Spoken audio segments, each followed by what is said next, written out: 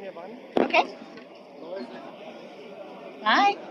Hi, Tell me, who are you and why are you here at the Container Days? my name is Ihor Dvoretskyi. I'm a developer advocate at the Cloud Native Computing Foundation, the open source foundation behind many projects, including Kubernetes, Prometheus, and many others that are well known in the container and cloud native world these days. And here I'm here mostly. I made a keynote yesterday about 5 years of Kubernetes, making the brief rehearsal of the Kubernetes progress during the last 5 years. So if you know or if you don't know, so Kubernetes is celebrating fifth years anniversary. Of course, we know. This month, yeah. So the first official commit to Kubernetes open source project has happened exactly 5 years ago in June 2014. So this year we're celebrating this great date, and I was here to share some insights about the project's progress during the last time. Another reason why I'm here that this is an amazing conference, an amazing event right here in the heart of Europe. So I'm based in Europe. I'm one of the few people from the Cloud Native Computing Foundation who are based in Europe. Most of our staff is based in Asia or the North America.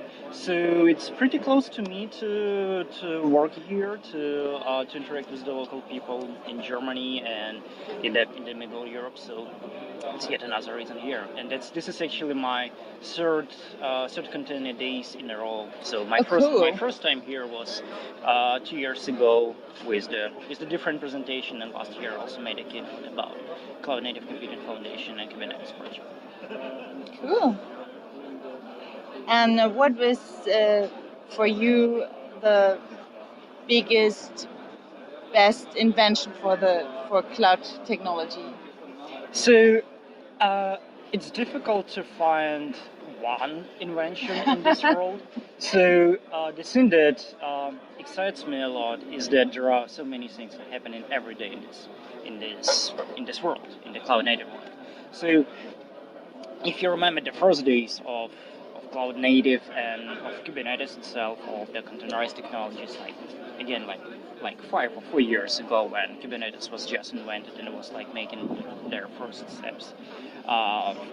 steps in the technology era. So there were not so many technologies around that. There were not so many solutions that may work with Kubernetes or may entirely change your mindset about operating these applications that are like container based and cloud native focused and so on. So 5 years ago we still had so many people and so many companies still using the old and legacy technologies. These days we have a huge landscape of the different technologies that are developing every day and they're emerging every day that allow you to build like something absolutely new with the new technologies and with the new mindset. But coming back to your question specifically about some of their, again, like I'm not sure if I can find one technology, but a few inventions that happened like during the last few months. One of them is, for example, the Cluster API project within the Kubernetes community.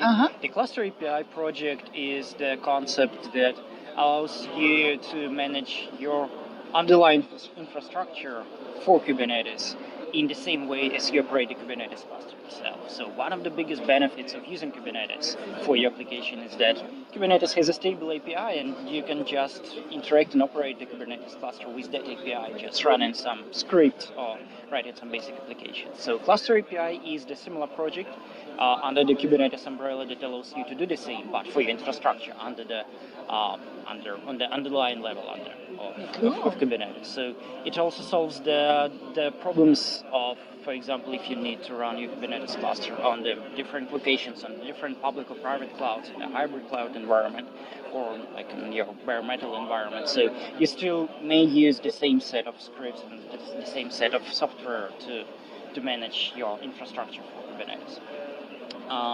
Another few big things from, for example, the Kubernetes era is that now Kubernetes officially supports the Windows Server as the platform for running containers. So Kubernetes was developed purely as a Linux platform, Linux-focused platform. So it's really amazing to see how it also covers the different areas of technology.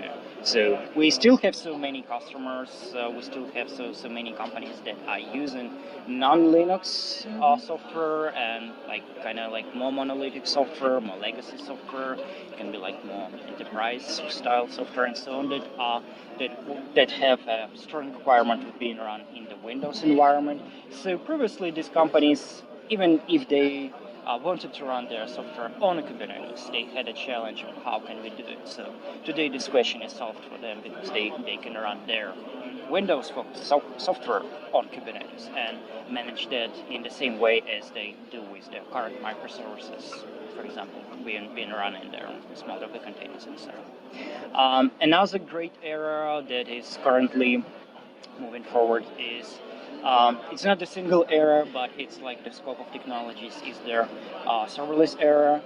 So Kubernetes is actually the platform for building other platforms, as it was mentioned at the KubeCon EU keynote last month. So Kubernetes today is pretty boring, and there are not so many features that are coming to Kubernetes itself, but there are so many projects that are being built on Kubernetes. Yes. And serverless is one of the areas that is actively being developed on top of Kubernetes. So there are a few amazing projects like OpenFast, like Knative, like a few other projects that are building the serverless platforms and the serverless frameworks that you can use on Kubernetes. So in this case, Kubernetes is just the underlying platform, but you can operate your serverless environments on top of it. Another big area is machine learning, for example. So again, Kubernetes acts as an underlying platform for different projects like Kubeflow, which is basically the combination of TensorFlow and Kubernetes to run your like some machine learning environments on top of Kubernetes.